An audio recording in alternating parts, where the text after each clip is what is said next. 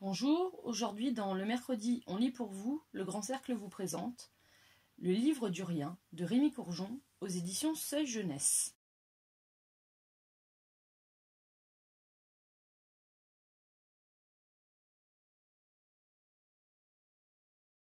Un jour, il y a pas mal d'années, un grand-père, d'habitude peu bavard, s'adressa à sa petite-fille. « Alicia, je suis vieux et bientôt je ne serai plus là. Avant, je voudrais te faire un cadeau. Regarde dans ce tiroir. » « Allez, Alicia, ouvre-le !»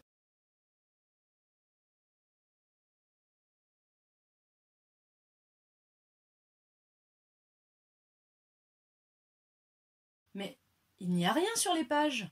Bien sûr, c'est même écrit dessus. Le livre du rien. C'est quoi? Un gros cahier? Une sorte de carnet? Non, c'est un livre. Ça a été inventé bien avant l'électricité, l'ordinateur et les tablettes. Bah oui, ça je sais. Mais d'habitude, il y a plein de trucs dedans. Tu sembles déçue, Alicia. Mais c'est un vrai cadeau, tu sais. Ce livre est magique. À chaque fois que tu l'ouvriras, tu auras une idée. Alors on aurait dû l'appeler le livre des idées. Tu vois, ça marche. Tu l'as à peine ouvert, tu en as déjà une. Quel genre d'idées j'aurais? Des idées de toutes sortes. Des idées drôles, des idées pratiques, des idées idiotes, des idées tordues, des idées généreuses, des idées poignantes, des idées poétiques, des petites, des moyennes et des grandes idées. Des idées géniales? Bien sûr, mais c'est plus rare. Tu en auras des nulles aussi parfois.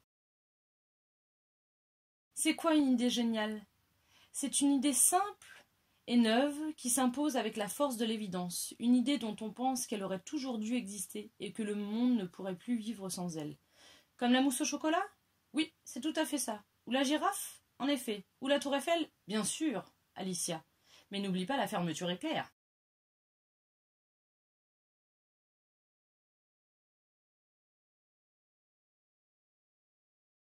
Oh là, Alicia, fais attention.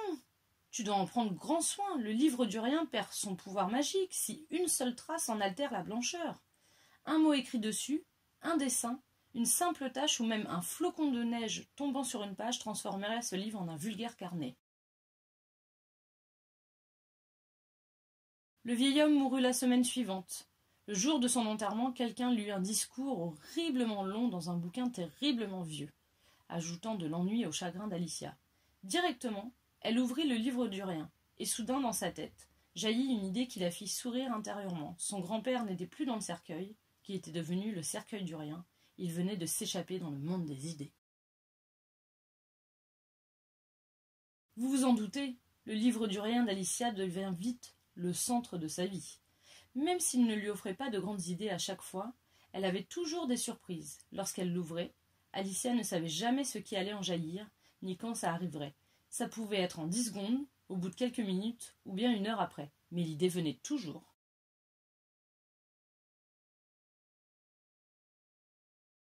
L'endroit qu'Alicia préférait était la cuisine. Quand elle voulait inventer un nouveau plat, elle y posait le livre, en prenant soin de ne pas le tacher. C'est grâce à son livre vide qu'elle écrivit son premier livre de recettes.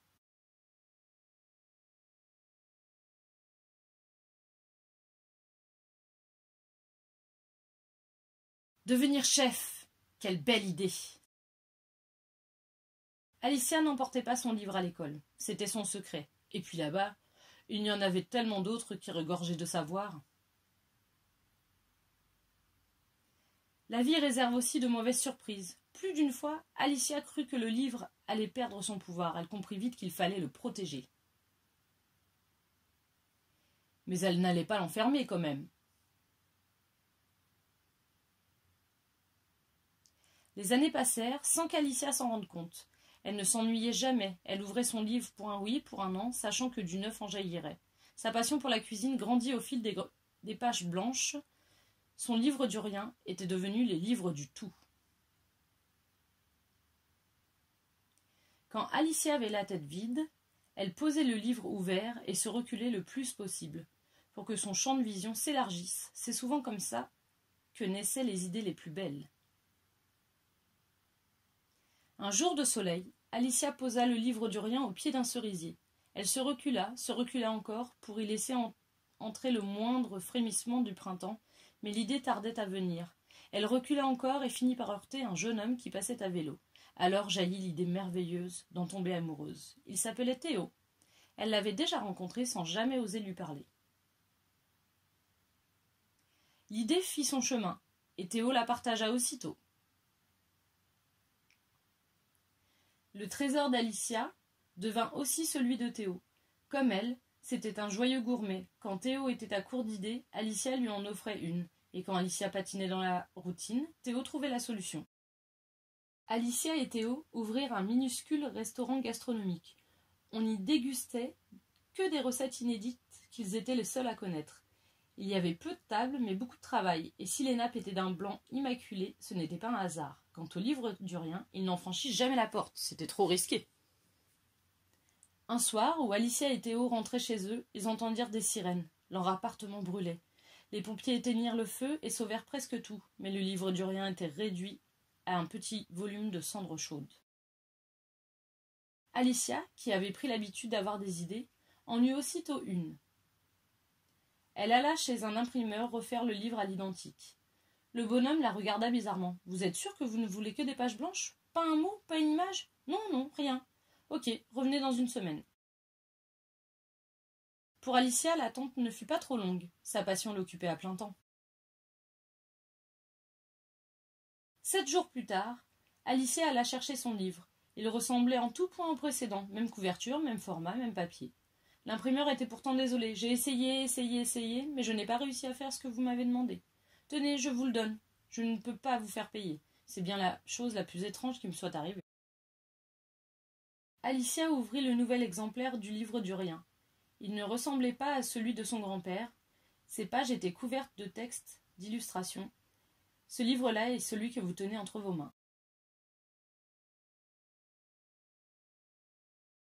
Pour découvrir de nouvelles aventures, n'hésitez pas à vous abonner à notre chaîne et surtout, venez nous rendre visite dans notre librairie Le Grand Cercle à Éragny-sur-Oise.